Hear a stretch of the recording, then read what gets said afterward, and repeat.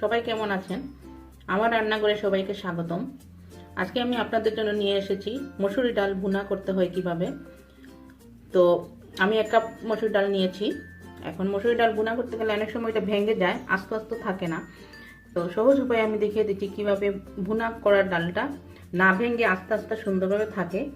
তো চলুন শুরু করা যাক মসুর ডাল ভুনা। তো আমি এখন ডালটাকে আগে ধুয়ে নিই পরিষ্কার করে, তারপরে রান্না যাব। তো বন্ধুরা, আমি ডালটা ভালো করে ধুয়ে নিয়েছি, এখন আমি বসিয়ে দিব। তো আমি চুলায় একটা প্যান বসিয়ে দিলাম। প্যানটা একটু গরম হয়ে গেছে, আমি 3 টেবিল চামচ তেল দিলাম। তেলটা গরম হয়ে এসেছে, আমি এখন একটা মিডিয়াম সাইজের পেঁয়াজ দিলাম।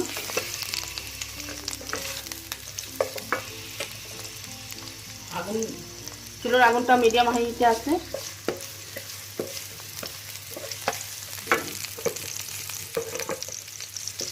তো পেঁয়াজটা কিছুটা ভাজা হয়ে গেছে, এখন আমি তাতে একটা তেজপাতা দিলাম, 1/2 চা চামচ আদা বাটা দিলাম, 1/2 চা চামচের একটু বেশি রসুন, ডালটাতে একটু রসুন লাগিয়ে দিচ্ছি, রসুনটা একটু বেশি, আদাটা একটু কম। পরিমাণ মতো একটু লবণ দিয়ে দিলাম।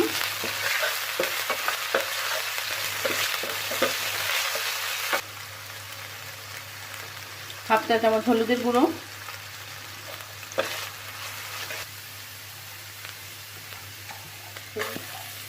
ডালটা দিয়ে দিলাম।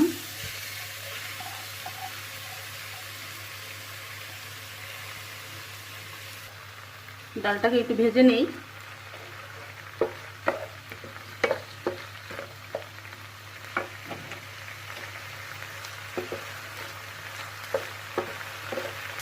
ডালটা আমি একটু ভেজে নিলাম। এখন আমি 1 কাপের মতো পানি দিয়ে দিব,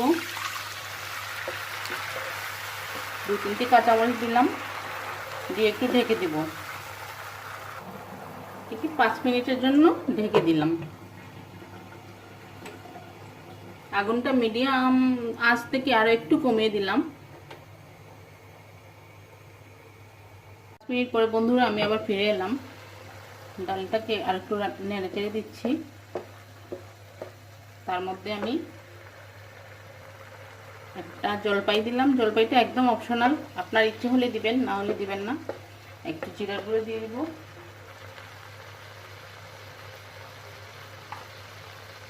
একটু জিরের গুঁড়া দিলাম, দিয়ে আবার 5 মিনিটের জন্য রেখে দিব।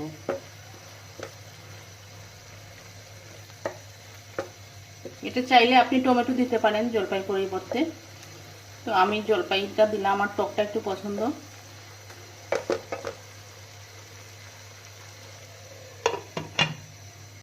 পাঁচ 6 মিনিট পর আমি আবার ফিরে এলাম। এটা প্রায় হয়ে গেছে, ডালটা সিদ্ধ হয়ে এসেছে। বাস হয়ে গেল আমার মজাদার ডাল ভুনা। এখন আমি আপনাদেরকে একটু পরিবেশন করে দেখাচ্ছি। তো বন্ধুরা, তৈরি হয়ে গেল আমার মজাদার ডাল ভুনা, মাত্র 10 মিনিটই।